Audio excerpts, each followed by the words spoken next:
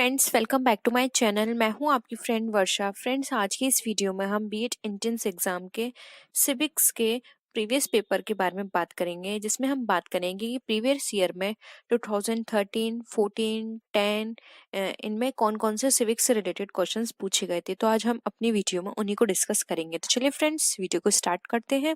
लेकिन वीडियो को स्टार्ट करने से पहले प्लीज मेरे चैनल को सब्सक्राइब कर लीजिए, और अगर आपने चैनल को सब्सक्राइब कर लिया है तो इस वीडियो को लाइक कीजिए और अपने फ्रेंड्स के साथ शेयर कीजिए। चलिए फ्रेंड्स, आज की इस वीडियो को स्टार्ट करते हैं।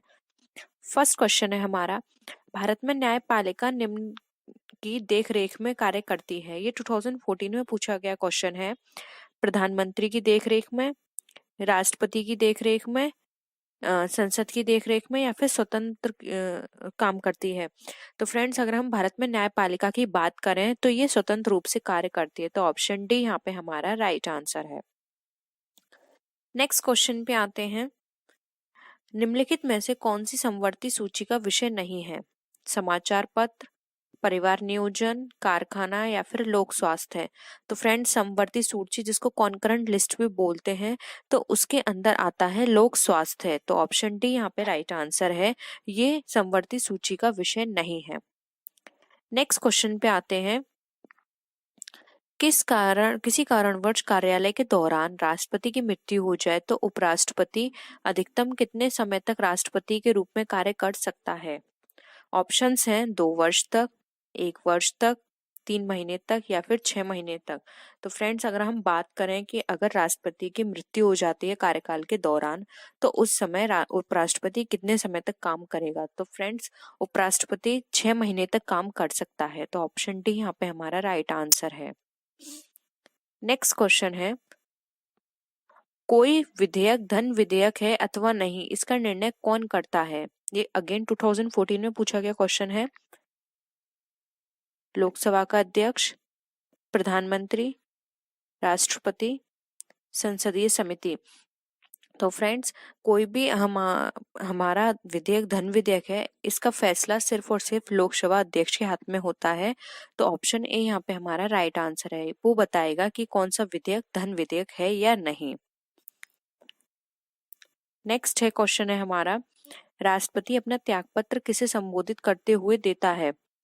भारत के मुख्य न्यायाधीश, लोकसभा अध्यक्ष, उपराष्ट्रपति, या फिर प्रधानमंत्री। तो फ्रेंड्स, अगर राष्ट्रपति को अपना त्यागपत्र देना है तो वो उपराष्ट्रपति को संबोधित करते हुए अपने त्यागपत्र को सौंपेगा। तो वह यहाँ पे जो राइट आंसर है वो है ऑप्शन सी, उपराष्ट्रपति। अगेन 2014 में पूछा गया क्वेश्चन है ये। नेक्स्ट है, भारत में मंत्रिपरिषद उत्तरदायी होती है विधानमंडल के सदनों के प्रति, राज्यपाल के प्रति, संसद के प्रति, या फिर विधानसभा के प्रति। तो फ्रेंड्स, राज्य में मंत्रिपरिषद उत्तरदायी होती है विधानसभा के प्रति। तो ऑप्शन डी यहाँ पे हमारा राइट आंसर है। नेक्स्ट क्वेश्चन है, निम्नलिखित में से किस संविधान संशोधन के अंतर्गत मौलिक कर्तव्यों को शामिल किया गया है? ऑप्शन है 42, 43, 44, या फिर 39। तो फ्रेंड, मौलिक कर्तव्यों को शामिल किया गया है 42वें संशोधन के अंतर्गत। तो यहाँ पे 42, ऑप्शन ए यहाँ पे हमारा राइट आंसर है। नेक्स्ट है, भारतीय संविधान में राज्य के नीति निर्देशक तत्वों की संकल्पना किस देश के संविधान पर आधारित है? फ्रांस, जापान, आयरलैंड, या फिर ब्रिटेन। तो फ्रेंड्स, अगर हम भारतीय संविधान में राज्य के नीति निर्देशक तत्वों की संकल्पना की बात करें तो ये लिया गया है आयरलैंड से। तो ऑप्शन सी यहाँ पे हमारा राइट आंसर है। नेक्स्ट है, भारतीय संविधान की अस्पष्टता उन्मूलन से संबंधित अनुच्छेद है। अनुच्छेद 17, अनुच्छेद 16, अनुच्छेद 15, या फिर अनुच्छेद 14। तो फ्रेंड्स, अगर हम अस्पृश्यता उन्मूलन की बात करें तो ये अनुच्छेद 17 में बताया गया है इसके बारे में। तो यहाँ पे ऑप्शन ए हमारा राइट आंसर है। नेक्स्ट है, ईस्ट की नीतियों से कौन सा प्रधानमंत्री सबसे ज्यादा प्रभावित हुआ? HD देवगौड़ा, अटल बिहारी वाजपेयी, इंद्र कुमार गुजराल, या फिर मनमोहन सिंह। तो फ्रेंड्स, अगर हम बात करें ईस्ट की नीतियों से कौन सा प्रधानमंत्री सबसे ज्यादा प्रभावित हुआ था, तो वो थे इंद्र कुमार गुजराल। तो ऑप्शन सी यहाँ पे हमारा राइट आंसर है। ये हमारा क्वेश्चन 2013 में पूछा गया है। नेक्स्ट है, संसद का अर्थ है राज्यसभा, लोकसभा, राज्यसभा, लोकसभा, प्रधानमंत्री, भारत का राष्ट्रपति, राज्यसभा और लोकसभा, या फिर भारत का राष्ट्रपति, भारत का उपराष्ट्रपति, या फिर लोकसभा और राज्यसभा। तो फ्रेंड्स, अगर हम यहाँ पे संसद की बात करें तो फ्रेंड्स, संसद के अंदर तीन लोगों को सम्मिलित किया गया है, या फिर हम कहें कि इसके उनको तीन भागों में विभाजित किया गया है, जिसमें आते हैं हमारे राष्ट्रपति, राज्यसभा और लोकसभा। तो ऑप्शन सी यहाँ पे हमारा राइट आंसर है। भारत का राष्ट्रपति, राज्यसभा और लोकसभा, ये इसके तीन पार्ट होते हैं संसद के। नेक्स्ट क्वेश्चन है, भारत में त्रिस्तरीय पंचायत राज प्रणाली का प्रस्ताव किसने पारित किया था? बलवंत राय मेहता कमेटी ने, अशोक मेहता कमेटी ने, रॉयल कमीशन, या फिर उपरोक्त में से कोई नहीं। तो फ्रेंड्स, हम यहाँ पे अगर त्रिस्तरीय राज प्रणाली की बात करें कि इसके अंदर ये किसने दी थी ये, तो फ्रेंड्स ये दी गई थी बलवंत राय मेहता कमेटी के अंतर्गत। उन्होंने कहा था कि अगर पंचायत राज प्रणाली हो तो इसको त्रिस्तरीय रखा जाए। तो यहाँ पे ऑप्शन ए राइट आंसर है। नेक्स्ट है, संवैधानिक प्रणाली के असफल हो जाने पर किसी राज्य में राष्ट्रपति शासन संविधान की किस धारा के अंतर्गत लागू किया जाता है?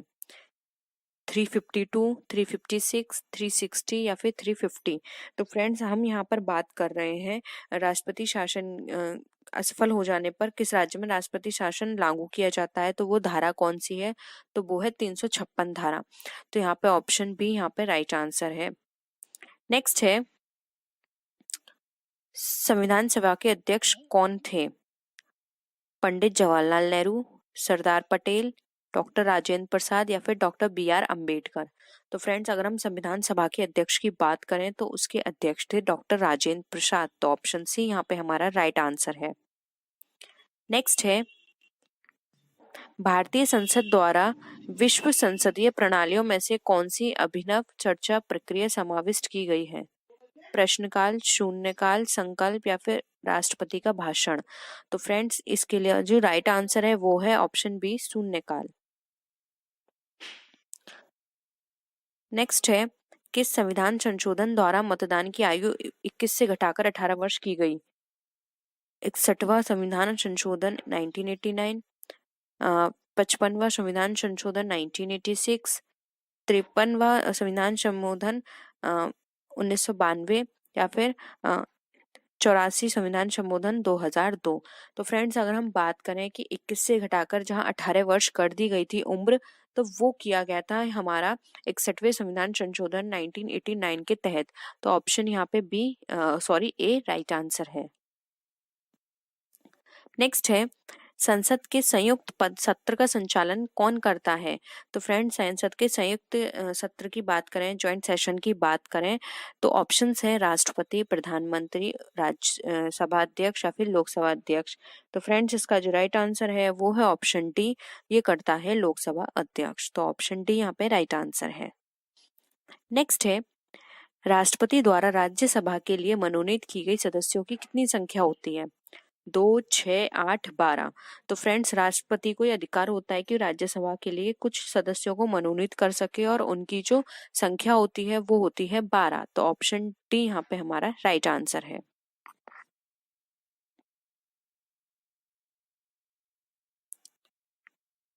नेक्स्ट है, भारतीय राजनीतिक एकता का प्रतीक है।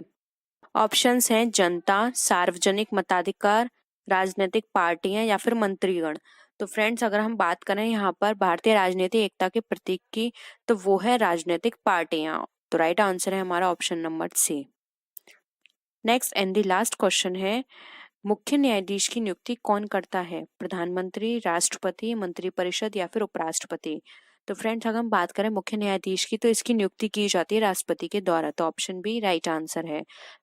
फ्रेंड्स, आज की इस वीडियो में हम कुछ इम्पोर्टेंट रचनाओं के बारे में बात करेंगे कि ये किसने लिखी हैं, या फिर कुछ ऐसे क्वेश्चंस होंगे जो कि हमारे आधुनिक काल के साहित्यिक कृतियों से रिलेटेड होंगे। तो चलिए फ्रेंड्स, स्टार्ट करते हैं। फर्स्ट क्वेश्चन है, धूप स्वामिनी के रचयिता कौन है? ऑप्शंस हैं जयशंकर प्रसाद, सुमित्रा नंदन पंत, सूर्यकांत त्रिपाठी निराला, और महादेवी वर्मा। तो फ्रेंड्स, आपको बताना है कि धूप स्वामिनी की रचयिता कौन है, यानी किसने लिखी है धूप स्वामिनी। तो फ्रेंड्स इसका जो राइट आंसर की बात करें तो इसका राइट आंसर होगा ए, जयशंकर प्रसाद। फ्रेंड्स धूप स्वामिनी जयशंकर प्रसाद की बहुत ही इम्पोर्टेंट, ये हम कह सकते हैं बहुत ही हर बार पूछे जाने वाला ये क्वेश्चन है, तो आप इसको याद रखिएगा। और इनके कुछ और कृतियां हैं, जैसे कि इनकी अगर हम बात करें जयशंकर प्रसाद में, तो कंकाल, तितली, चंद्रगुप्त, स्कंदगुप्त, ये इनकी द्वारा लिखी हुई कृतियां हैं, तो ये एग्जाम में पूछी जाती हैं, तो आप इनको याद रखिएगा। और मैंने एक वीडियो पर्टिकुलर इस पे बनाई हुई है कि कौन कौन सी इंपॉर्टेंट है, तो अगर आप उसको रिवाइज करेंगे तो आपके लिए इजी होगा, तो आप उसको भी चेक कर सकते हैं, जिसमें हमने सारी इंपॉर्टेंट कृतियों को वहां पे डिस्कस किया है। चलिए फ्रेंड्स, कलम का सिपाही के लेखक कौन है, हमें बताना है। कलम का जो सिपाही कृति है उसके लेखक कौन है। प्रेमचंद, अमृत राय, अमृतलाल नागर और कमलेश्वर।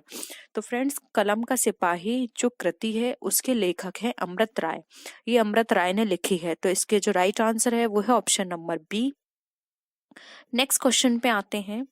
नेक्स्ट क्वेश्चन है हमारा, बाबा बटेश्वर नाथ के रचनाकार हैं। हमें बताना है कि बाबा बटेश्वर नाथ किसने लिखी है। नागार्जुन ने, राजेंद्र यादव ने, नामवर सिंह ने या फिर महादेवी वर्मा ने। तो फ्रेंड्स, अगर हम बात करें बाबा बटेश्वर नाथ की, तो ये रचना है नागार्जुन की, नागार्जुन ने इसे लिखा है, तो इसका जो राइट आंसर होगा वो होगा ऑप्शन नंबर ए। फ्रेंड्स, आप हमारी इस वीडियो को जरूर चेक कर लीजिएगा, क्योंकि हमने वहाँ पे सारी इंपॉर्टेंट कृतियां हैं जो एग्जाम में पूछी जाती हैं, उन सबको डिस्कस किया है। तो अगर आप सिर्फ उस वीडियो को जो भी वहाँ पे बताई गई हैं उसको याद कर लेते हैं, तो आपका 2 से 3 क्वेश्चंस कहीं से नहीं जाने वाले, आपके 2 से 3 क्वेश्चन उसमें फंस जाएंगे। नेक्स्ट है, अमीर खुसरो की रचनाएं किस बोली में रचित हैं। अवधी, ब्रजभाषा, खड़ी बोली या फिर कन्नौजी। तो फ्रेंड्स, बात करें कि अमीर खुसरो की जो रचनाएं हैं वो किस बोली में है या फिर वो किस में लिखी गई हैं, तो फ्रेंड्स, अमीर खुसरो ने जो अपनी भाषा ली है, जो जिस भाषा में लिखते हैं वो है हमारी खड़ी बोली। तो ऑप्शन सी यहाँ पे हमारा राइट आंसर है। नेक्स्ट क्वेश्चन पे आते हैं। जीने के लिए उपन्यास के लेखक कौन है। रागे राघव, राहुल सांकृत्यायन, यशपाल या फिर नागार्जुन। तो फ्रेंड्स, जीने के लिए उपन्यास के लेखक जो हैं वो हैं राहुल सांकृत्यायन। राहुल सांकृत्यायन की ये लिखी हुई है जीने के लिए, तो ये इनकी बहुत ही फेमस है। और फ्रेंड्स, राहुल सांकृत्यायन की एक और कृति है जो बहुत फेमस है और एग्जाम में पूछी जाती है, वो है मेरी जीवन यात्रा। तो आप नोट कर लीजिए, इनकी एक और फेमस है मेरी जीवन यात्रा। ये एग्जाम में बहुत पूछी जाती है कि मेरी जीवन यात्रा किसके द्वारा लिखी हुई है, तो ये भी राहुल सांकृत्यायन के द्वारा लिखी हुई रचना है। नेक्स्ट क्वेश्चन पे आते हैं। व्याकरण दर्पण किसकी रचना है। तो अब हमें बताना है कि व्याकरण दर्पण जो है वो किसकी रचना है। ऑप्शंस है शिव पूजन सहाय, किशोरीदास वाजपेयी, रामचंद्र शुक्ल या फिर श्याम सुंदर दास। तो फ्रेंड्स, व्याकरण दर्पण जो है ये हमारी रचना लिखी हुई है शिव पूजन सहाय के द्वारा, तो यहाँ पे ऑप्शन ए हमारा राइट आंसर है। नेक्स्ट क्वेश्चन पे आते हैं। केशव कहीं न जाए का कहिए, केशव कहीं न जाए का कहिए पंक्ति के रचनाकार कौन है। ए आचार्य केशवदास, बी सूरदास, सी तुलसीदास या फिर रहीम। तो फ्रेंड्स, केशव कहीं ना जाए का कहिए, ये पंक्ति जिसने लिखी है वो है हमारे तुलसीदास जी, तो ऑप्शन सी यहाँ पे राइट आंसर है। नेक्स्ट क्वेश्चन पे आते हैं। नेक्स्ट क्वेश्चन है हमारा, सूरदास प्रेमचंद के किस उपन्यास का पात्र है। तो हमें बताना है सूरदास जो है प्रेमचंद के किस उपन्यास में सूरदास वहां पे उन्होंने पात्र का नाम रखा है। वरदान, प्रतिज्ञा, गोदान या रंगभूमि।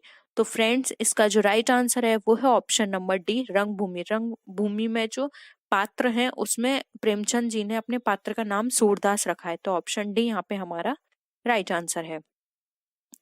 नेक्स्ट क्वेश्चन पे आते हैं। कलम का सिपाही किसे कहा जाता है। तो फ्रेंड्स, पहले जो क्वेश्चन था वो था कलम का सिपाही किसने लिखा है, और यहाँ ये है कि कलम का सिपाही किसे कहा जाता है। ऑप्शन है प्रेमचंद, निराला, प्रसाद या फिर दिनकर। तो फ्रेंड्स, अगर हम बात करें कलम के सिपाही की, तो प्रेमचंद जी को कलम का सिपाही कहा जाता है, तो यहाँ पे ऑप्शन ए हमारा राइट आंसर है। फ्रेंड्स, हम प्रेमचंद का भी बहुत ही इंपॉर्टेंट है। प्रेमचंद की हर बार एक रचना जरूर पूछी जाती है, तो मैं आपको कुछ इंपॉर्टेंट अभी बता देती हूँ, लेकिन फिर भी आपको वो वीडियो वहां पे जाके जरूर चेक करनी है। प्रेमचंद की कुछ फेमस कृतियां हैं जो एग्जाम में पूछी जाती हैं, जैसे कि प्रेमाश्रम, गवन, गोदान। इसके साथ ही साथ करबला, ये एक नाटक है। संग्राम, ये भी एक नाटक है। ये प्रेमचंद के बहुत पूछे जाते हैं एग्जाम में। तो आप बस एक ये कुछ गिने चुने 4-5 हैं, इनको पढ़ लीजिए, तो आपको कहीं इससे ज्यादा पढ़ने की जरूरत नहीं होगी। आपके इसी में से अपने सारे क्वेश्चंस फंस जाएंगे। नेक्स्ट क्वेश्चन पे आते हैं। नेक्स्ट क्वेश्चन है हमारा, आकाशदीप किसकी रचना है? तो अब बताना है कि आकाशदीप जो है वो किसकी रचना है। प्रेमचंद, जयशंकर प्रसाद, निराला या फिर यशपाल। तो फ्रेंड्स, ये आकाशदीप हमारी जयशंकर प्रसाद की ही अगेन रचना है। जयशंकर प्रसाद की मैंने ऑलरेडी आपसे डिस्कस कर दी है, कौन कौन सी हैं जो एग्जाम में पूछी जाती हैं, तो आप उसका रिवीजन कर लीजिएगा। नेक्स्ट आते हैं। नेक्स्ट है हमारा क्वेश्चन, अंधा युग किस प्रकार की रचना है? ये एक उपन्यास है, काव्य है, काव्य नाटक है या फिर नाटक है? तो फ्रेंड्स, बात करें अंधा युग की, तो फ्रेंड्स अंधा युग एक तरह का काव्य नाटक है। तो ऑप्शन सी यहाँ पे हमारा क्या होगा? राइट आंसर होगा। नेक्स्ट क्वेश्चन पे आते हैं। नेक्स्ट क्वेश्चन है, कोणार्क नाटक के लेखक कौन है? जयशंकर प्रसाद, जगदीश चंद्र माथुर, लक्ष्मी नारायण मिश्र या फिर मोहन राकेश। तो फ्रेंड्स, बात करें कोणार्क की, तो इसका जो राइट आंसर होगा वो होगा ऑप्शन नंबर बी, जगदीश चंद्र माथुर। फ्रेंड्स, ये क्वेश्चंस ऐसे हैं जो कि फैक्चुअल हैं, इनके अंदर ज्यादा डिस्कस करने की जरूरत नहीं है, और आपका एग्जाम के पॉइंट ऑफ व्यू से हम सिर्फ उतना ही डिस्कशन करेंगे जितना आपके एग्जाम के पॉइंट ऑफ व्यू से इम्पोर्टेंट होगा। ठीक है, और साथ ही साथ मैं आपको उनके अगर कोई फेमस और कृति होगी तो मैं वो भी आपके साथ डिस्कस कर दूंगी। नेक्स्ट है, अनामिका किसका काव्य संग्रह है? निराला, पंत, महादेवी वर्मा या फिर प्रसाद का? तो फ्रेंड्स, अगर हम यहाँ पर बात करें अनामिका की, कि अनामिका किसका फेमस काव्य ग्रंथ है, तो फ्रेंड्स काव्य संग्रह है, तो ये है हमारा निराला जी का। तो यहाँ पे ऑप्शन ए हमारा क्या होगा? यहाँ पे ऑप्शन ए हमारा राइट आंसर होगा। फ्रेंड्स, निराला का अनामिका बहुत पूछा जाता है, क्योंकि ये इनका बहुत ही इम्पोर्टेंट और बहुत ही हम कह सकते हैं कि चर्चित काव्य संग्रह है, तो एग्जाम में ये जरूर पूछा जाता है। नेक्स्ट क्वेश्चन पे आते हैं। नेक्स्ट क्वेश्चन है, भारतेंदु ने किस पत्रिका का संपादन किया? हमें पत्रिका का नाम बताना है जिसका संपादन भारतेंदु हरिश्चंद्र जी ने किया था। तो फ्रेंड्स, ऑप्शंस हैं हिंदी प्रदीप, इंदु, कविवचन सुधा या फिर भारत बंधु। तो फ्रेंड्स, अगर हम बात करें यहाँ पर भारतेंदु की पत्रिका की, तो वो है कविवचन सुधा। तो ऑप्शन सी यहाँ पे हमारा क्या होगा? राइट आंसर होगा। फ्रेंड्स, अगर मैं भारत बंधु की बात करूं, तो इसकी 2 कृतियां हैं जो बहुत ही इंपॉर्टेंट है, पूछी जाती है एग्जाम में, आप नोट कर लीजिए। एक है हमारी अंधेर नगरी, ठीक है, एक है हमारी अंधेर नगरी जो कि एग्जाम में बहुत पूछी जाती है, किसने लिखी है? दूसरी आती है हमारी भारत दुर्दशा। ठीक है, भारत दुर्दशा, ये भी एग्जाम में बहुत पूछी जाती है। तो आप ये 2 नोट कर लीजिए, ये दोनों भारतेंदु हरिश्चंद्र की हैं। तो यहाँ पर आपके साथ ही साथ क्या हो रहा है? रिवीजन भी हो रहा है। आप अगर आपने वो वीडियो नहीं देखी है तो प्लीज एक बार उसको जरूर देख लीजिए। अब देखिए फ्रेंड्स, यहाँ पे गलत में युग्म हमें बताना है। साकेत के सामने है मैथिली शरण गुप्त, तो आपको बताना है ये युग्म सही है या नहीं। दूसरी है कामायनी जयशंकर प्रसाद, रंगभूमि महादेवी वर्मा, गोदान प्रेमचंद। आपको इसमें बताना है कि कौन सा युग्म इसमें गलत है। तो फ्रेंड्स, बताइए इसका राइट आंसर कौन सा आपको लगता है जो कि यहाँ पे गलत दे रखा है। तो फ्रेंड्स, यहाँ पर अगर हम बात करें तो साकेत मैथिली शरण गुप्त ने ही लिखी है, कामायनी जयशंकर प्रसाद की है, गोदान प्रेमचंद्र की है। लेकिन अगर हम यहाँ पर रंगभूमि की बात करें तो फ्रेंड्स, रंगभूमि महादेवी वर्मा जी की यहाँ पे नहीं है। तो फ्रेंड्स, हमारा जो राइट आंसर होगा वो होगा यहाँ पर हमारा ऑप्शन नंबर सी, जो कि हमारा गलत है। यहाँ पे रंगभूमि हमारी महादेवी वर्मा जी के द्वारा लिखी हुई कृति नहीं है। तो ऑप्शन सी यहाँ पे हमारा क्या हो जाएगा? राइट आंसर हो जाएगा। नेक्स्ट क्वेश्चन पे आते हैं, पानी गए न उबरे, ये इसके लेखक कौन है? कबीरदास जी, रहीमदास, तुलसीदास जी या फिर सूरदास जी? तो फ्रेंड्स, पानी गए न उबरे मोती मानुष चूर, तो आपने ये देखा सुनी होंगी ये पंक्तियां हमारी बहुत ही फेमस हमारी एक कृति है इनके द्वारा लिखी हुई। तो इसका जो राइट आंसर है वो है ऑप्शन नंबर बी, रहीम की ये कभी पंक्तियां हैं लिखी हुई, इसके लेखक रहीम है। तो ऑप्शन बी यहाँ पे हमारा राइट आंसर होगा। नेक्स्ट क्वेश्चन पे आते हैं फ्रेंड्स। यहाँ पर हम वैदेही वनवास की बात कर रहे हैं, जो कि बहुत ही इंपॉर्टेंट क्वेश्चन है, बहुत पूछा जाता है ये। वैदेही वनवास पुस्तक के लेखक कौन है? बिहारी, भारतेंदु हरिश्चंद्र, मैथिली शरण गुप्त या फिर अयोध्या सिंह अरिहौद। तो फ्रेंड्स अगर हम यहाँ पे बात करें वैदेही वनवास की, तो वैदेही वनवास ये लिखी है अयोध्या सिंह अरिहौद ने, बहुत ही फेमस बुक है इनकी ये। तो यहाँ पे ऑप्शन डी यहाँ पे राइट आंसर होगा। भारतेंदु हरिश्चंद्र की हमने आपको बताई दी कि भारतेंदु हरिश्चंद्र की भारत दुर्दशा और अंधेर नगरी बहुत इंपॉर्टेंट है। वहीं अगर हम बात करें मैथिली शरण गुप्त की, तो फ्रेंड्स मैथिली शरण गुप्त की भी अगर हम इम्पोर्टेंट की बात करें तो इनकी 2-3 कृतियां हैं जो मैं आपको अभी आगे डिस्कस करवा दूंगी कि इनकी कौन कौन सी कृतियां हैं जो मैथिली शरण गुप्त की पूछी जाती हैं। अयोध्या सिंह अरिहौद की वैदेही वनवास बहुत ही इंपॉर्टेंट है, हर बार ये पूछी जाती है कि वैदेही वनवास किसके द्वारा लिखी हुई है। तो ये लिखी हुई है हमारी अयोध्या सिंह अरिहौद के द्वारा। नेक्स्ट क्वेश्चन पे अब हम आते हैं। नेक्स्ट क्वेश्चन है हमारा, रामचरितमानस में समायोजित कुल कांड कितने हैं? 8, 9, 7 या 12? तो फ्रेंड्स अगर हम बात करें रामचरितमानस में कांड की, तो यहाँ पर ऑप्शन होगा वो हमारा सी राइट होगा। कुल 7 कांड है, आप इनको नोट करना चाहें तो नोट कर सकते हैं।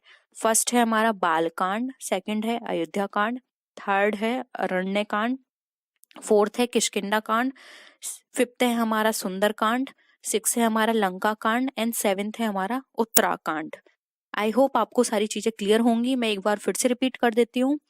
फर्स्ट बालकांड, सेकंड अयोध्या कांड, थर्ड अरण्य कांड, फोर्थ किष्किंधा कांड, फिफ्थ सुंदर कांड, सिक्स लंका कांड एंड सेवेंथ है हमारा उत्तराकांड। अब फ्रेंड्स अगर हम छंदों के मुताबिक बात करें, छंदों की संख्या के अकॉर्डिंग, तो यहाँ पे सबसे बड़ा कांड बताया जाता है बाल कांड को और सबसे छोटा कांड बताया जाता है किष्किंधा कांड को। तो आप इसे भी नोट कर सकते हैं, हो सकता है एग्जाम में पूछ लिया जाए कि रामचरितमानस में सबसे बड़ा कांड कौन सा है, तो वो है बालकांड। और रामचरितमानस का कांड में सबसे छोटा कांड है हमारा किष्किंधा कांड, और ये छोटा बड़ा बताया गया है ये छंदों की गिनती के अकॉर्डिंग, ठीक है। नेक्स्ट आते हैं, हिंदी साहित्य का आधुनिक काल कब से प्रारंभ माना जाता है? 1999, 1850, 1951 यानी या फिर 1752। तो फ्रेंड्स बात करें हिंदी साहित्य के आधुनिक काल की कि कब से प्रारंभ माना जाता है, तो फ्रेंड्स ये माना जाता है हमारा 1850 से। तो ऑप्शन बी यहाँ पे हमारा क्या हो जाएगा? राइट आंसर हो जाएगा। नेक्स्ट क्वेश्चन पे आते हैं फ्रेंड्स, अंधेर नगरी चौपट राजा नाटक किसने लिखा है? मुंशी प्रेमचंद, गोवर्धन राम एन त्रिपाठी, भारतेंदु हरिश्चंद्र या फिर फकीर मोहन सेनापति। तो फ्रेंड्स अंधेर नगरी चौपट राजा की बात करें तो ये लिखा है हमारा भारतेंदु हरिश्चंद्र के द्वारा। तो ऑप्शन सी यहाँ पे हमारा क्या हो जाएगा? राइट आंसर हो जाएगा। फ्रेंड्स इसके साथ ही साथ मैं आपको कुछ और कृतियां भी अभी नोट करा देती हूँ जो कि हमने उस वाली क्लास में डिस्कस नहीं की थी। फ्रेंड्स अगर हम रीतिकाल की साहित्य की रचनाओं के बारे में बात करें तो रीतिकाल के अकॉर्डिंग आप नोट कर लीजिए। बिहारी सतसई बहुत इंपॉर्टेंट है। भूषण की बात करें तो उसमें 2 कृतियां आ जाती हैं, एक आती है हमारी शिवा बावनी, दूसरी आती है हमारी शिवराज भूषण। केशव दास की बात करें तो 2 बहुत इंपॉर्टेंट है जो एग्जाम में पूछी जाती है केशव दास की, एक है कवि प्रिया, दूसरी है रामचंद्रिका। वहीं हम बात करें घनानंद की, तो घनानंद की 2 रचनाएं बहुत ही इंपॉर्टेंट है, सुजान विलास और कोकसार। तो आई होप आपको वीडियो पसंद आया होगा। यहाँ पे वीडियो पसंद आए तो वीडियो को लाइक कीजिए, अपने फ्रेंड्स के साथ शेयर कीजिए, और किसी भी तरह की कोई भी क्वेरी हो तो आप नीचे कमेंट सेक्शन में लिख सकते हैं। तो फ्रेंड के बारे में हम डिस्कस करेंगे। तो चलिए फ्रेंड्स वीडियो को स्टार्ट करते हैं, लेकिन वीडियो को स्टार्ट करने से पहले प्लीज मेरे चैनल को सब्सक्राइब कर लीजिए, और अगर आपने चैनल को सब्सक्राइब कर लिया तो इस वीडियो को लाइक कीजिए और अपने फ्रेंड्स के साथ शेयर कीजिए। तो चलिए फ्रेंड्स आज की इस वीडियो को स्टार्ट करते हैं। फ्रेंड्स आज जो हमने प्रैक्टिस सेट लिया है इसमें प्रीवियस ईयर में पूछे गए उन क्वेश्चंस का डिस्कशन है, तो हम डिस्कस करते हैं। फर्स्ट क्वेश्चन है हमारा, इसमें हमें 4 विकल्प दिए हुए हैं और हमें 3 विकल्प एक जैसे हैं जबकि एक विकल्प भिन्न होगा, तो हमें उसे बताना है। फर्स्ट क्वेश्चन है, तालाब, झील, पिस्तौल बंदूक, कार बस, चर्च स्मारक। तो फ्रेंड्स यहाँ पर जैसे कि ऑप्शंस दिए हुए हैं, तालाब किससे भरी होती है, तालाब झील दोनों किससे भरी होती हैं, पानी से भरी होती हैं। बंदूक और पिस्तौल हमारी गोली छोड़ने के काम आती हैं, गोली चलाने के काम आती हैं। कार बस हमारी यात्रियों के वाहन के लिए काम आती हैं। जबकि चर्च और स्मारक में ऐसी कोई समानता नहीं है। हाँ, यहाँ पे चर्च मंदिर, चर्च यहाँ पर गुरुद्वारा ये दिया होता तो हम बता सकते थे कि ये दोनों ही पूजा स्थल हैं। जबकि चर्च और स्मारक में कोई भी समानता नहीं है। तो ऑप्शन डी यहाँ पे हमारा राइट आंसर होगा। नेक्स्ट क्वेश्चन पे आते हैं। नेक्स्ट क्वेश्चन है हमारा, यहाँ दे रखा है मकान, अपार्टमेंट, भवन, संस्था। यानी कि ये मकान, अपार्टमेंट, भवन और संस्था में हमें बताना है कि क्या चीज डिफरेंट है। फ्रेंड्स मकान, अपार्टमेंट और भवन तीनों क्या है, घर हैं जिसमें लोग रहते हैं। जबकि संस्था एक बिजनेस का स्थल हो सकता है हमारा, ये कोई रहने का स्थल नहीं है संस्था। तो यहाँ पे जो अलग ऑप्शन है हमारा वो है संस्था। तो ये यहाँ भी हमारा ऑप्शन डी राइट आंसर होगा।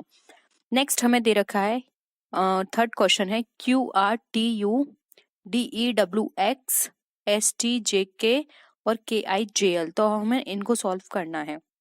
तो फ्रेंड्स सबसे पहले इस तरह के क्वेश्चंस को सॉल्व करने से पहले हमें ये देख लेना चाहिए कि इन वर्ड्स के बीच में आपस में कितना कितने का डिफरेंस है। देखिए फ्रेंड्स, अगर हम यहाँ पे बात करें Q और R में कितने का डिफरेंस है, एक। क्योंकि Q की बात क्या आता है, R, T की बात क्या आता है, U। तो दोनों में एक एक का डिफरेंस हो गया। नेक्स्ट है DE, नेक्स्ट DE आता है, W के बाद क्या आता है, X। तो यहाँ पे QR S बीच में छोड़ा गया और TU आ गया। सेम उसी तरह से DE, D के बाद E आता है और W के बाद X आता है। सेम इसी तरह से S के बाद क्या आएगा, T, J के बाद क्या आएगा, K। जबकि फ्रेंड्स K के बाद यहाँ पर क्या आएगा, K के बाद I नहीं आता और J के बाद L नहीं आता। यहाँ पे -2 और +2 का डिफरेंस आ रहा है। तो जो हमारा डिफरेंट वर्ड है, ऑप्शन है, वो है हमारा ऑप्शन डी, जो कि है हमारा राइट आंसर। नेक्स्ट है ZYWVUTSRQPON या फिर MLKJ। अब हमें इसमें बताना है कि इसमें क्या क्या सिमिलैरिटीज हैं और किस तरह से ये एक दूसरे से अलग हैं। फ्रेंड्स यहाँ पे हमें देखना होगा VWXYZ, यहाँ पे तीनों सेम है। यहाँ पे VW साथ में है, X यहाँ पे एक मिसिंग है, फिर आगे हमारा WX। सेम उसी तरह से अगर हम यहाँ पर देखें कि हमारा है RSTU, ये क्या है, अगर हम रिवर्स में लेके चलें इस पोजीशन में तो ये चारों साथ में आएंगे। सेम उसी तरह से MNOPQ, तो ये भी हमारा रिवर्स में सभी साथ में है। JKLM, ये भी हमारा रिवर्स में सभी साथ में है। जबकि ये रिवर्स में देखा जाए तो यहाँ पे X मिसिंग है। तो यहाँ पे हमारा जो राइट आंसर होगा वो होगा ऑप्शन ए।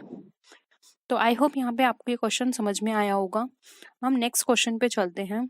13, 21, 15 और 33। इसमें बताना है फ्रेंड्स आपको कि अलग वर्ड क्या है। बताइए फ्रेंड्स।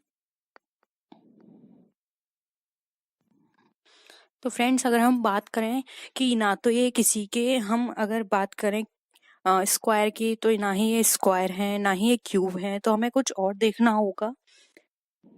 तो फ्रेंड्स अगर हम बात करें तो 21, 15, 33 ये क्या है, हमारी भाज्य संख्याएं हैं। जबकि 13 हमारी अभाज्य संख्या है। तो यहाँ पे ऑप्शन है हमारा राइट आंसर होगा। नेक्स्ट है 15, 63, 82, 24। अब हमें यहाँ पर बताना है कि ये हमारे इनमें क्या क्या सिमिलैरिटीज है। तो फ्रेंड्स इस तरह के जो मीनिंग आते हैं, सबसे पहले आप ये देखिए कीजिए कि ये किसी का क्यूब स्क्वायर तो नहीं बन रहा, या फिर ये प्राइम नंबर तो नहीं है, या फिर ये ऑड नंबर तो नहीं है। इस तरह से आप चेक कीजिए। तो फ्रेंड्स अगर हम यहाँ पे चेक करें तो देखिए ये सारे ही नंबर हमारे स्क्वायर के बिल्कुल नियर है। जैसे कि हम यहाँ पर देखें 4 का क्यूब कितना, स्क्वायर कितना होता है 16, 16 में पॉइंट माइनस किया तो कितना आ गया 15। ठीक है। सेम इसी तरह से हमारा यहाँ पर अगर हम 8 का स्क्वायर करेंगे 64, उसमें 1 माइनस किया तो हमारा आ गया 63। और हम अगर करेंगे 9 का स्क्वायर करें, 9 का स्क्वायर कितना होता है हमारा 81, उसमें अगर प्लस करेंगे तब आएगा हमारा यहाँ पे 82, जबकि इन दोनों संख्याओं में हमने माइनस किया है। सेम उसी तरह से अगर हम 24 देखें तो 24 अगर हम 5 का स्क्वायर करेंगे माइनस 1 करेंगे तो आ जाएगा हमारा 24। तो फ्रेंड्स अगर यहाँ पर फिर हमने निकल कर आया कि ये सारे हमारे स्क्वायर्स हैं और माइनस करने के बाद ये पोजीशन आई है, जबकि 82 ऐसा है स्क्वायर तो है लेकिन यहाँ पे हमें 1 प्लस करना पड़ रहा है, बाकी सब में 1 हमें माइनस करना हो रहा है। तो यहाँ पे ऑप्शन सी हमारा इसलिए राइट आंसर है। आई होप यहाँ तक आपको सारी चीजें क्लियर होंगी।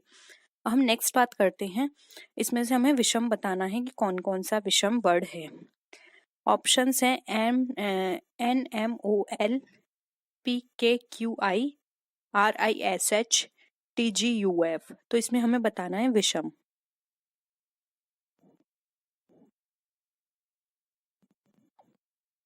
तो फ्रेंड्स यहाँ पर अगर हम देखें तो PKQI को छोड़कर बाकी सब एक दूसरे के क्या हैं, एक दूसरे के विपरीत अक्षर हैं। दो युग्म बनाकर अगर हम देखें तो जैसे कि MNLO, ठीक है, फिर यहाँ पे SHRI, GT और UF देखें फ्रेंड्स, U एंड F का यहाँ पे बना कॉम्बिनेशन और यहाँ पर T का G के साथ कॉम्बिनेशन बन रहा है, लेकिन PKQI का किसी भी तरह से कोई भी कॉम्बिनेशन नहीं बन रहा है। तो फ्रेंड्स यहाँ पे जो हमारा राइट आंसर होगा वो होगा हमारा ऑप्शन, यहाँ पे क्या होगा डिफरेंट B, यहाँ पे हमारा अलग आंसर है। जबकि N के बाद हमारा O आ रहा है, MNO, L के बाद हमारा एक वर्ड छोड़कर आ रहा है L, सेम इसी तरह से R के बाद S, I का H से, T का U से, G का F से यहाँ पे कॉम्बिनेशन बन रहा है। नेक्स्ट है 5 - 8, 17, 32, 19, 38, 21, 40। इनमें से हमें बताना है कि डिफरेंट वर्ड क्या है। फ्रेंड्स अगर यहाँ पर हम बात करें इन दोनों की कि 5 × 2 करने पर क्या आता है, ये 5 से 8 के कैसे बनेगा, 17 से 32 कैसे बनेगा, 19 से 38 एंड 21 से 40, तो हम इससे निकाल सकते हैं 5 से 8। फ्रेंड्स इसको ऐसे करके देखते हैं, 5 × 2, फिर हमने इसमें क्या किया, 5 × 2 कितना हो गया 10, हमने माइनस किया 2, कितना निकल कर आ गया 8। सेम उसी तरह से करते हैं 17 × 2 - 2, कितना निकल कर आ गया 32। ये कॉम्बिनेशन हमारा सही है।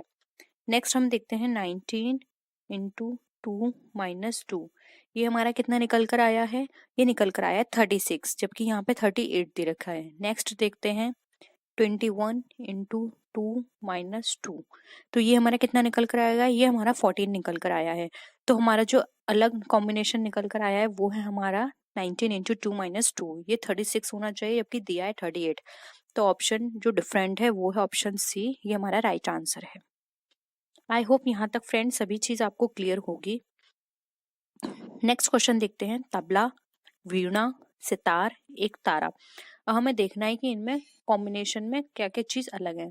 फ्रेंड्स अगर हम बात करें वीणा, सितार, एक तारा और तबला की, तो तबला को छोड़कर सभी तारयुक्त वाद्य यंत्र हैं। वीणा में भी तार आता है, सितार में भी तार का यूज किया गया और एक तारा में भी तार का यूज किया जाता है, जबकि तबले में तार का कोई भी यूज नहीं है।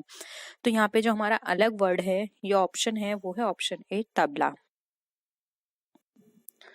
नेक्स्ट आते हैं, इसमें हमें विषम शब्द अक्षर संख्या युग्म ज्ञात करना है। सेम वही है, हमें इस तरह के क्वेश्चंस आपके एग्जाम्स में बहुत पूछे जाते हैं।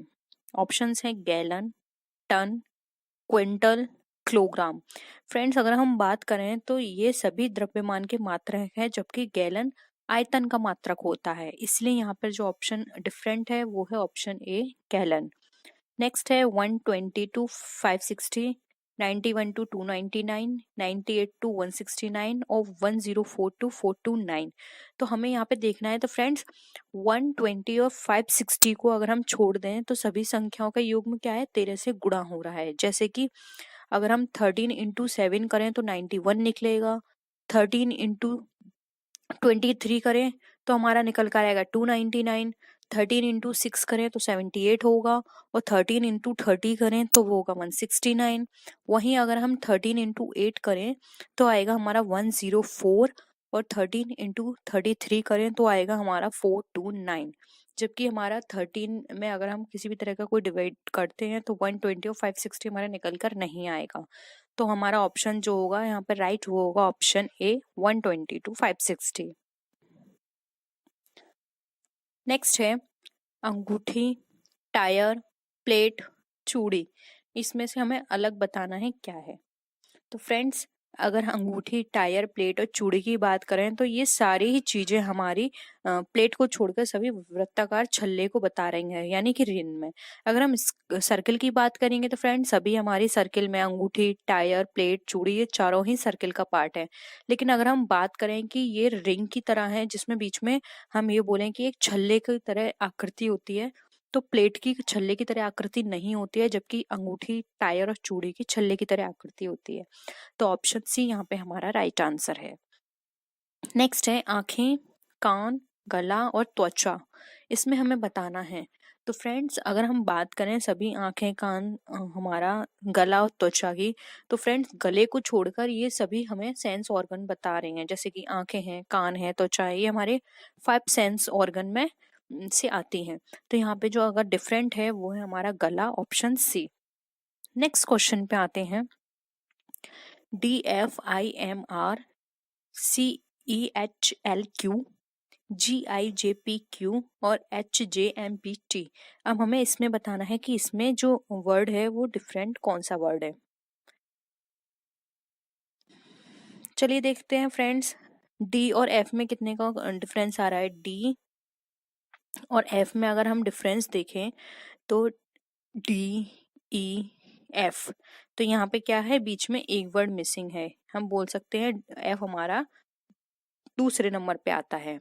और अगर हम यहाँ पे आई की बात करें तो FGHI, तो यहाँ पे आई हमारा कितना आ रहा है, थर्ड नंबर पे आ रहा है। अब इसी तरह अगर हम एम की बात करें, एम कितने नंबर पे आ रहा है, तो IJKLM, ये आ रहा है हमारा फोर्थ नंबर पे। ठीक है, 2, तो ये क्या हो गया, 2, 3, 4। और अगर हम आर की बात करेंगे तो एम के बाद आर कितने नंबर पे आएगा, अगर हम 5 नंबर काउंट करें तो आर हमारा 5th टर्म होगा। तो यहाँ पे क्या कॉम्बिनेशन बना, 2, 3, 4, 5। सेम उसी तरह अगर हम CEHLQ की बात करें तो ये भी हमारे 2 नंबर पे ई आता है, और 3 नंबर पे काउंट करें तो एच आएगा, 4th नंबर पे काउंट करें तो एल, एंड 5th नंबर पे काउंट करें तो क्यू। सेम उसी तरह से GKI 2 नंबर काउंट करें तो आएगा, आई से जे पर जाएं तो 3 नंबर का डिफरेंस है।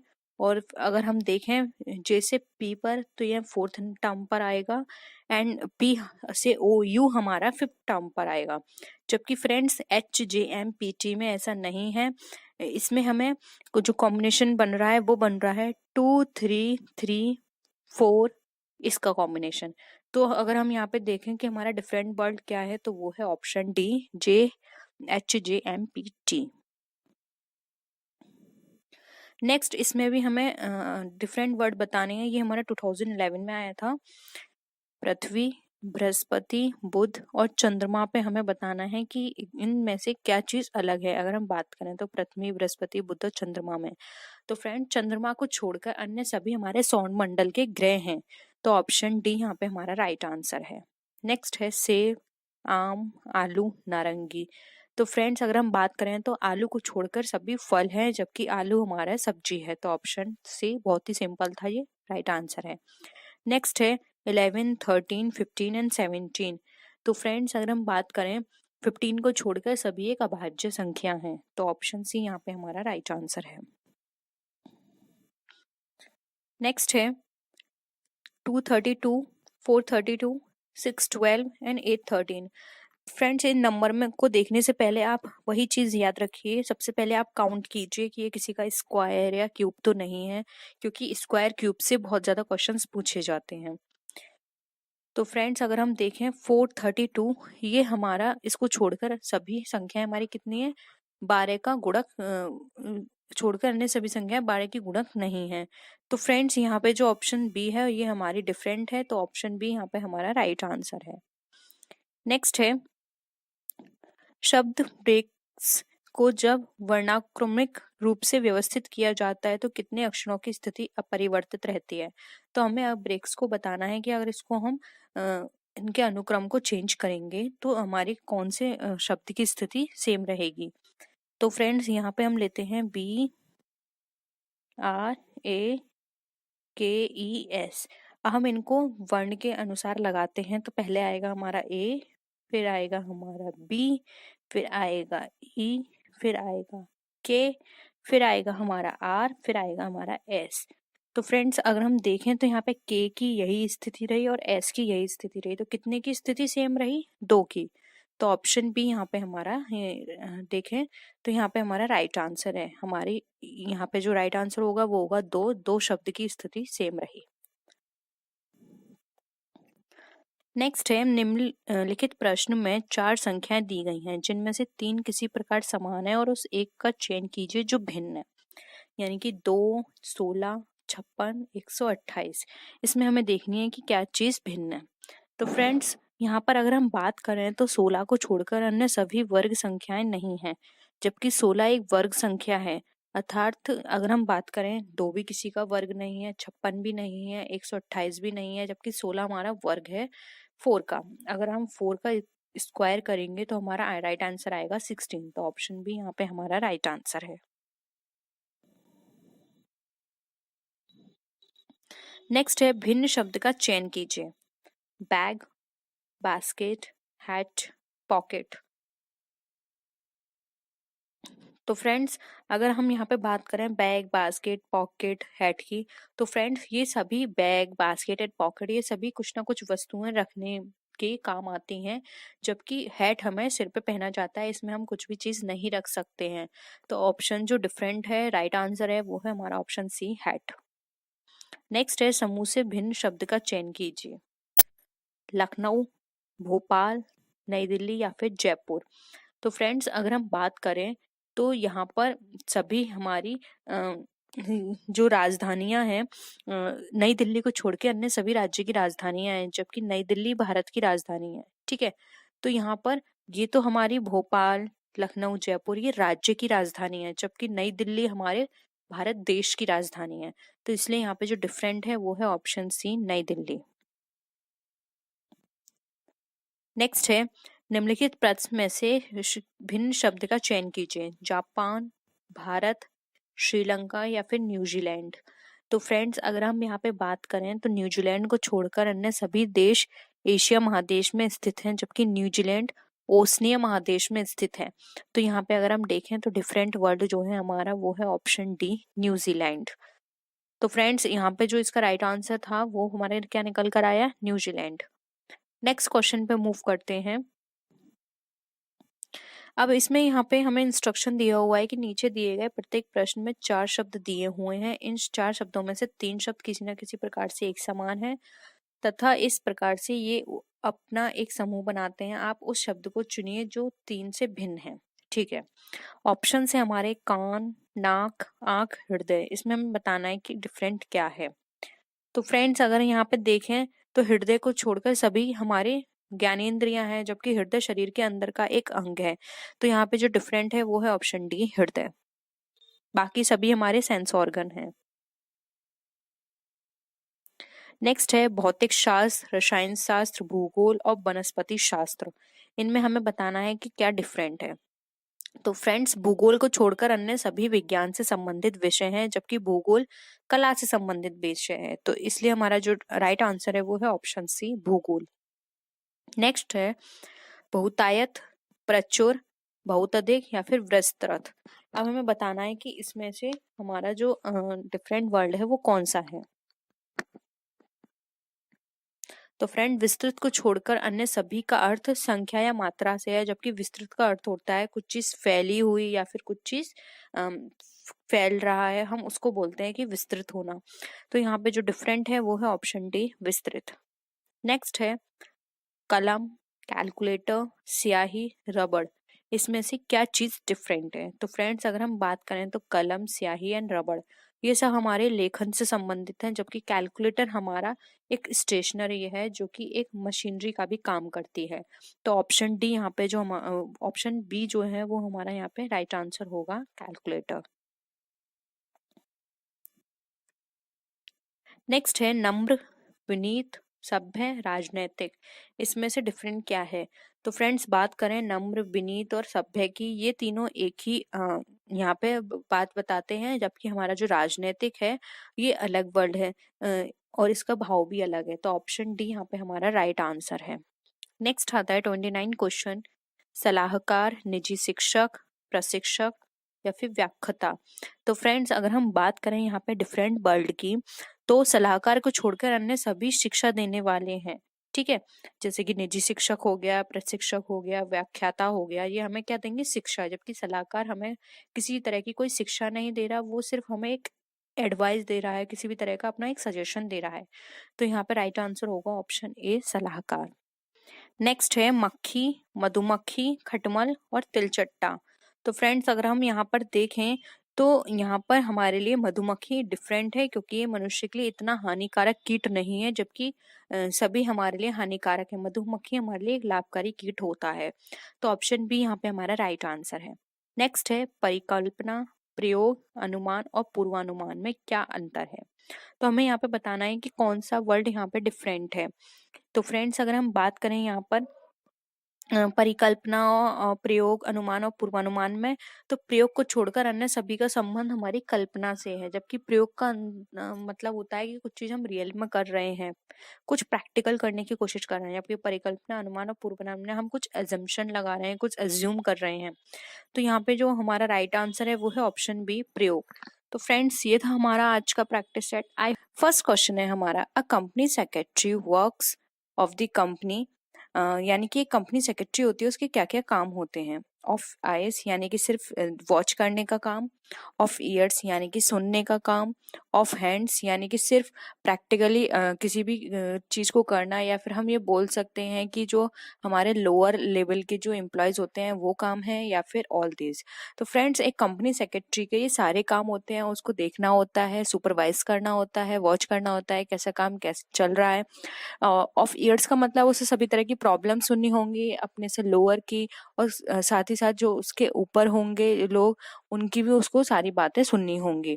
और नेक्स्ट आता है ऑफ हैंड्स, यानी कि उसे कुछ ऐसा काम भी करना होगा जो कि वहां पर उसका अ, अ, उसकी कुछ इन्वॉल्वमेंट हो। तो फ्रेंड्स यहाँ पर जो अगर हम कंपनी सेक्रेटरी की बात करें तो ऑल दिस यहाँ पे करेक्ट है। नेक्स्ट आता है, with special permission of register of companies a companies financial year can be extended at most, यानी कि एक कंपनी रजिस्ट्रार की विशेष अनुमति से कंपनी का वित्तीय वर्ष अधिक से अधिक कितना बढ़ाया जा सकता है? तो फ्रेंड्स अगर हम यहाँ पे वित्तीय वर्ष की बात करें जो कि 12 मंथ होता है, तो अगर एक कंपनी चाहे तो उस फाइनेंशियल ईयर को बढ़ा सकती है, लेकिन उसको टाइम पीरियड है, ऑप्शंस है 30th month, up to 15th month, up to 18th month, या फिर अप टू 20th मंथ। तो फ्रेंड्स यहाँ पे जो इसके लिए टाइम पीरियड है वो है अप टू 18 मंथ, सिर्फ वो 18 मंथ तक उसे इंक्रीज कर सकती है। नेक्स्ट आता है, in which section of the Indian companies act 1956 companies define, यानी कि किस सेक्शन के अंदर कंपनीज को डिफाइन किया गया है? Section 3 subsection 1 first, section 2 subsection 1 first and section 3 subsection 1 second, none of these. तो फ्रेंड्स कंपनी को डिफाइन किया गया है कंपनीज एक्ट के अंदर, तो वो है section 3 subsection 1 first. Next question है, a company can change its name, यानी कि एक कंपनी अपना नाम चेंज कर सकती है, तो उसे क्या करना होगा? Bye passing a special offer या रेजोल्यूशन, यानी कि उसको एक स्पेशल विशेष प्रस्ताव पासित करना होगा, या फिर by passing a simple proposal, यानी कि साधारण प्रस्ताव पास करना होगा, या फिर by obtaining the approval of the central government, यानी कि उसे सेंट्रल गवर्नमेंट की अनुमति लेनी होगी।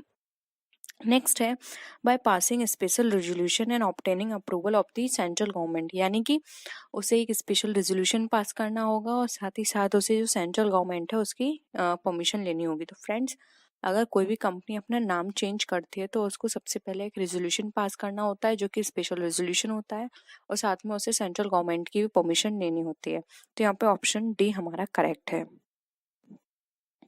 नेक्स्ट क्वेश्चन पे आते हैं, statutory meeting of the company can be called, यानी कि एक स्टैट्यूटरी मीटिंग जो होती है वो कब होती है, टाइम पीरियड क्या है, वंस इन 1 ईयर यानी कि साल में एक बार, once in a company's life span यानी कि पूरी लाइफ में एक बार, वंस इन 6 मंथ्स यानी कि 6 महीने में एक बार, या फिर वंस इन 3 मंथ्स यानी कि 3 महीने में एक बार। तो फ्रेंड्स स्टैट्यूटरी मीटिंग जो होती है उसका जो टाइम पीरियड है वो वंस इन 6 मंथ्स है, यानी कि 6 मंथ्स में एक बार उसको होना जरूरी है। नेक्स्ट है, premium is determined on issue of shares, यानी कि जो प्रीमियम जो है वो हमारा अगर कोई भी शेयर इशू किया जाता है तो प्रीमियम किसकी परमिशन से इशू किया जाएगा, बाय कंपनी लॉ बोर्ड यानी कि कंपनी लॉ बोर्ड के थ्रू, बाय गवर्नमेंट यानी कि गवर्नमेंट के थ्रू, बाय इशूइंग कंपनी, या फिर by board of securities of and exchange of India यानी कि सेबी। तो फ्रेंड्स अगर कोई भी कंपनी अपने शेयर को प्रीमियम पे इशू करना चाहती है तो ये डिपेंड करता है, ये डिसीजन होता है इशूइंग कंपनी का। तो यहाँ पे ऑप्शन सी करेक्ट है, ये सिर्फ उसके ऊपर डिपेंड करता है कि वो कितना प्रीमियम डिटरमाइन करे और उनको शेयर जो भी इशू कर रही है उसको प्रीमियम पे करे या ना करे। नेक्स्ट है, अ कंपनी में इशू शेयर्स ऑन डिस्काउंट, यानी कि एक कंपनी अपने डिस्काउंट पे शेयर इशू करती है on the advice of auditor, auditor के एडवाइस पर। इफ कंपनी इज न्यू यानी कि अगर कंपनी नई हो, if new class components are issued यानी कि जो नई कंपनी है वो इशू की गई हो, नई कंपनी यानी नए वर्क के शेयर्स इशू किए जा रहे हों, यानी कि या फिर at the end of 1 year after starting the business, यानी कि जैसे बिजनेस स्टार्ट किया गया है उसके 1 साल के बाद। तो फ्रेंड्स ये कंपनी का रूल है कि अगर कोई भी कंपनी इस्टेब्लिश होती है तो उसको इस्टेब्लिशमेंट से 1 साल के बाद ही वो अपने शेयर्स को डिस्काउंट पे इशू कर सकती है। अगर वो उससे पहले करना चाहती है तो उसे एट पार या प्रीमियम पे इशू करने होंगे। तो यहाँ पे हमारा ऑप्शन डी करेक्ट है। नेक्स्ट आते हैं,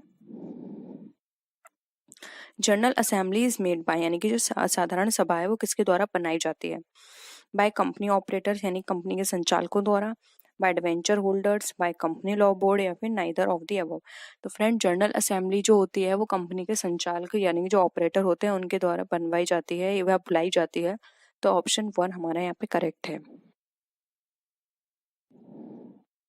नेक्स्ट है, discount on issue of debentures are, यानी कि अगर डिवेंचर डिस्काउंट पे इश्यू किए गए हैं तो ये किस तरह का है खर्चा, इनकम एक्सपेंडिचर है ये हमारा, कैपिटल लॉस है, इशूइंग एक्सपेंसेस है, या फिर कैपिटल एक्सपेंसेस है। तो फ्रेंड्स डिवेंचर हमारे लिए कैपिटल का काम करते हैं और अगर इस पे हम डिस्काउंट देंगे तो ये हमारे लिए क्या होगा, कैपिटल लॉस होगा। तो ऑप्शन बी हमारा यहाँ पे करेक्ट है। नेक्स्ट है, a company is consider registered when it, यानी कि एक कंपनी रजिस्टर्ड कंसिडर की जाती है जब वो इनकॉर्पोरेशन सर्टिफिकेट रिसीव कर लेती है, या फिर एमओए और एओए रजिस्ट्रार ऑफ कंपनीज को सबमिट कर देती है, या फिर obtain a certificate of commencement of business, यानी कि जो भी बिजनेस के जो सर्टिफिकेट है कमेंसमेंट का वो ले लेती है, या फिर रियली स्टार्ट देयर बिजनेस, यानी कि वास्तव में अपने बिजनेस को स्टार्ट कर देती है। तो फ्रेंड्स कोई भी कंपनी रजिस्टर्ड कंपनी तभी कहलाई जाती है जब वो इनकॉर्पोरेशन सर्टिफिकेट ले लेती है। तो यहाँ पे ऑप्शन 1 हमारा करेक्ट है। नेक्स्ट है, a function of a company secretary are, यानी कि कंपनी सेक्रेटरी के क्या क्या फंक्शन होते हैं, office related, administrative, management related, या फिर ऑफिस एंड एडमिनिस्ट्रेशन रिलेटेड। तो फ्रेंड्स अगर एक कोई कंपनी होती है तो उसके सचिव का यहाँ पर अगर हम उसके कार्य की बात करें तो उसके ऑफिस से रिलेटेड काम भी होते हैं और एडमिनिस्ट्रेशन से रिलेटेड भी उसको देखना होता है। जैसे कि अभी हमने ऊपर बात की थी कि उसको सभी तरह के काम देखने होंगे कि क्या हो रहा है, क्या डिसीजन लेना है, किस तरह का करना है, आई से, ईयर से एंड हैंड, इन तीनों के बेसिस पर। तो यहाँ पे ऑप्शन डी हमारा करेक्ट है। नेक्स्ट है, डिवेंचर इज, डिवेंचर इसका मतलब यहाँ पर यह है कि जो ऋण पत्र धारक होते हैं वो किस तरह के होते हैं, कंपनी कैपिटल, जो कंपनी की कैपिटल ओनर होते हैं वो, या फिर कंपनी लेंडर, या फिर partial owner of the company, या फिर कॉर्पोरेट डेटर्स। तो फ्रेंड्स यहाँ पर अगर हम डिवेंचर होल्डर की बात करें तो डिवेंचर होल्डर कंपनी लैंडर बोलेंगे, क्योंकि फ्रेंड्स कंपनी लैंडर का मतलब यहाँ पर ऋण पत्र दाता से है। इसको हम डिवेंचर होल्डर भी बोल सकते हैं कि एक डिवेंचर जो होते हैं वो कंपनी के डिवेंचर लैंडर कहलाते हैं, जो कि कंपनी को लोन दे रहे हैं। नेक्स्ट है which principle was propounded in the decision given in the dispute of Salomon versus Salomon company limited, यानी कि सैलोमन बनाम सैलोमन कंपनी का जो विवाद हुआ था उसके अंदर किस तरह का किस सिद्धांत का प्रतिपादन किया गया था? को एग्जिस्टेंस का, ज्वाइंट एक्सरसाइज का, सेपरेट एग्जिस्टेंस का, या फिर नन ऑफ द अबव। तो फ्रेंड सैलोमन बनाम सैलोमन का एंड कंपनी का एक विवादित केस हुआ था, जिसके अंदर ये डिसीजन लिया गया था कि दोनों की यहाँ पे सेपरेट एग्जिस्टेंस है। तो यहाँ पर ऑप्शन सी हमारा करेक्ट है। नेक्स्ट है how many notice is required to call an annual general meeting, यानी कि एक वार्षिक साधारण सभा बुलाने के लिए कितने दिनों की सूचना आवश्यक है, यानी आप कितने दिन पहले उसकी इंफॉर्मेशन प्रोवाइड करोगे? 14, 7, 30 या फिर 21। तो फ्रेंड्स अगर वार्षिक साधारण सभा बुलाई जाती है तो उसमें आपको 21 दिन पहले लोगों को सूचना देनी होती है कि ये इस डेट को ये कंपनी की मीटिंग है और आप लोगों को वहाँ उसको अटेंड करना है। नेक्स्ट है another name for safe capital is, यानी कि सुरक्षित पूंजी का दूसरा नाम क्या है? एक्यूमुलेटेड कैपिटल, जिसको हम संचित पूंजी कहते हैं। अनड्यू कैपिटल, यानी कि जिसको हम अयाचित पूंजी कहते हैं। पेड कैपिटल, यानी कि दत्त पूंजी। और रिक्वेस्टेड कैपिटल, यानी जिसको हम बोलते हैं प्रार्थित पूंजी। तो फ्रेंड्स जो हमारी सेफ कैपिटल होती है उसका दूसरा नाम होता है हमारा एक्यूमुलेटेड कैपिटल, यानी कि संचित पूंजी, जो कि हमने पहले से ही संचय करके यानी कि रिजर्व बना के उसका रख लिया है। हमें फ्यूचर में कभी भी किसी तरह की प्रॉब्लम होगी तो हम वहां से उसको मीट आउट कर सकते हैं, वहां से खर्चे कर सकते हैं अपने। नेक्स्ट है permission required to issue a share certificate of a company, यानी कि एक कंपनी के अंश प्रमाण पत्र निर्गमन हेतु अनुमति आवश्यक है। Proposal of board of directors, board of director के प्रपोजल की, जनरल असेंबली रेजोल्यूशन, यानी कि जनरल असेंबली के रेजोल्यूशन की, कंपनी लॉ बोर्ड की, या फिर सेंट्रल गवर्नमेंट की। तो फ्रेंड्स अगर किसी भी तरह का कोई भी शेयर सर्टिफिकेट इश्यू करना होता है तो उसमें जो परमिशन की जरूरत होती है वो है प्रपोजल बोर्ड ऑफ डायरेक्टर्स की, यानी कि जो बोर्ड ऑफ डायरेक्टर्स होते हैं उनकी परमिशन की यहाँ पे जरूरत होती है। तो ऑप्शन ए हमारा करेक्ट है। नेक्स्ट क्वेश्चन पे आते हैं premium received on issue of debentures are transferred, यानी कि जो ऋण पत्रों के निर्गमन पर जो हमें प्रीमियम मिला है वो कहाँ ट्रांसफर किया जाता है? जनरल रिजर्व अकाउंट में, कैपिटल रिजर्व अकाउंट में, प्रॉफिट एंड लॉस अकाउंट में, या फिर नाइदर ऑफ द अबव में। तो फ्रेंड जो भी ऋण पत्र इश्यू किए जाते हैं उसको बाद में उस ट्रांसफर कर दिया जाता है, क्योंकि हमने अभी बात की थी कि ये सारे हमारे कैपिटल हैं, कैपिटल ट्रांजेक्शन्स हैं, तो ये हमारे कैपिटल रिजर्व अकाउंट में ट्रांसफर कर दिए जाते हैं। तो ऑप्शन बी यहाँ पे हमारा करेक्ट है। नेक्स्ट है द टाइप ऑफ शेयर्स, यानी कि आपको बताना है इसमें कौन कौन से टाइप है शेयर के।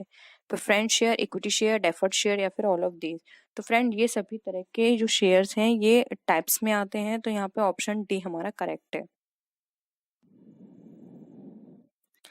नेक्स्ट है what is the maximum time frame for the release of redeemable share, यानी कि शोध्य अंशों के निर्गमन की अवधि की अधिकतम सीमा कितनी है?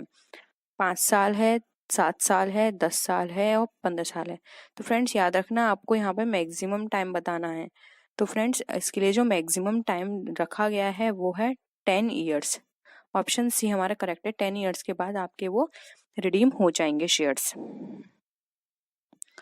नेक्स्ट है the status of company secretary, यानी कि कंपनी के संचालक की स्थिति क्या होती है? लाइक एजेंट, यानी एजेंट की तरह, like retirees, like a managing partner, या फिर ऑल ऑफ द अबव। तो फ्रेंड्स जो कंपनी का संचालक होता है उसकी ये एजेंट भी हो सकता है, रिटायरीज यानी प्रन्यासी भी हो सकता है, मैनेजिंग पार्टनर भी हो सकता है। तो ऑप्शन डी यहाँ पे करेक्ट है, all of the above. Next है in the case of a public company which form is required to be prepared and submitted to the register, यानी कि एक सार्वजनिक कंपनी के मामले में कौन सा पेपर तैयार करना है, हम रजिस्ट्रार के यहाँ प्रस्तुत करना आवश्यक है, यानी कि ऐसा कौन सा सर्टिफिकेट है जो कि आपको तैयार करना और रजिस्ट्रार को सबमिट करना जरूरी होता है? Memorandum of association, articles of association, statutory declaration, या फिर नाइदर ऑफ द अबव। तो फ्रेंड्स यहाँ पर जो आपको जो डॉक्यूमेंट सार्वजनिक करना होगा तो वो है हमारा मेमोरेंडम ऑफ एसोसिएशन। आपको पहले उसे सार्वजनिक करना होगा और साथ ही साथ उसको रजिस्ट्रार ऑफिस में भी सबमिट करना होगा, जिससे कि सभी लोगों को कंपनी की जो इम्पोर्टेंट चीज़ें हैं उनके बारे में पता चल जाए। कंपनी का क्या ऑब्जेक्टिव, कितनी इसकी ऑथराइज्ड कैपिटल है, क्या इसका विजन है इस्टेब्लिश होने का, ये सारी चीज़ें पब्लिक को पता चल जाएं। नेक्स्ट है which of the following statement is true, यानी कि इनमें से कौन सा स्टेटमेंट है जो सही है हमारा। Members of debentures are members of the company, यानी कि डिवेंचर के जो मेंबर्स होते हैं वो कंपनी के मेंबर कहलाते हैं। Private company also issue share certificate, यानी कि प्राइवेट कंपनी इशू कर सकती है शेयर सर्टिफिकेट को। डिवेंचर होल्डर लाइबिलिटीज लिमिटेड, यानी कि डिवेंचर होल्डर की लाइबिलिटी है वो लिमिटेड है। या फिर details of allocation of shares are not filed with the register, यानी कि जो एलोकेशन शेयर की जो एलोकेशन की डिटेल्स हैं वो रजिस्ट्रार के साथ उसको फिल नहीं किया जाता है। तो फ्रेंड्स यहाँ पर जो इसका राइट आंसर है वो है ऑप्शन सी, जो शेयर होल्डर्स होते हैं उनकी लाइबिलिटी लिमिटेड होती है। ये ऑप्शन करेक्ट है, बाकी सारे ऑप्शंस हमारे रॉन्ग हैं। नेक्स्ट क्वेश्चन पे आते हैं। Private company with your name dash uses the word, यानी कि प्राइवेट कंपनी जो है अपने नाम के साथ क्या यूज करती है शब्द। Limited, private limited, both A and B, या फिर neither of the above.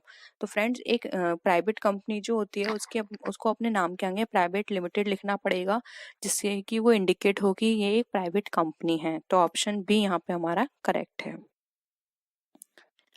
Next है former period professional secretary is defined in which section of the Companies Amendment Act 1988, यानी कि जो पूर्वकालिक पेशेवर सचिव होता है उसको कंपनी संशोधन अधिनियम 1988 की कौन सी धारा में परिभाषित किया गया है। Section 2 subsection 1C, section 2 subsection 30, section 2 subsection 45 and section 2 subsection 45A। तो फ्रेंड्स जो हमारे फॉर्मर पीरियड प्रोफेशनल सेक्रेटरी हैं उनको डिफाइन किया गया है सेक्शन 2 सबसेक्शन 45A में। तो ऑप्शन डी यहाँ पे हमारा करेक्ट है। नेक्स्ट है a company can appoint a former period secretary हो, यानी कि कंपनी पूर्वकालिक सचिव नियुक्त कर सकती है जो be a member of Indian institute of secretaries, यानी कि जो इंडियन इंस्टीट्यूट सेक्रेटरी का सदस्य हो, ग्रेजुएट हो, या फिर Indian secretary should not be member of the institute, यानी जो भारतीय सचिव होगा वो इसका मेंबर नहीं होना चाहिए इंस्टीट्यूट का, या फिर be a member of ICWA। तो फ्रेंड्स अगर कोई भी फॉर्मर पीरियड सेक्रेटरी है वो अब कंपनी में तभी अपॉइंट होगा जब वो इंडियन इंस्टीट्यूट ऑफ सेक्रेटरीज का मेंबर होगा। तो यहाँ पे ऑप्शन ए हमारा करेक्ट है। तो फ्रेंड्स आई होप आपको आज का वीडियो पसंद आया होगा। अगर किसी भी तरह की कोई भी क्वेरी हो तो आप नीचे कमेंट सेक्शन में ज़रूर बताइएगा, और अगर आपको साउंड प्रॉब्लम हुई हो तो उसके लिए सॉरी, क्योंकि आज मेरी तबीयत ठीक नहीं है। मैंने कोशिश की है कि मैं आपके लिए ये वीडियो अपलोड कर दूँ जिससे कि आपकी प्रैक्टिस ना रुके। तो अगर किसी भी तरह की कोई प्रॉब्लम हो तो आई एम रियली सॉरी, और कोशिश करूँगी कि जल्द से जल्द ठीक होकर आपको पूरी तरह से मैं 100% आपको अपनी वीडियोस प्रोवाइड कर पाऊँ अच्छे वे में। तो नेक्स्ट वीडियो में हम फिर मिलते हैं और भी अच्छी वीडियोस के साथ। तब तक के लिए बाय बाय।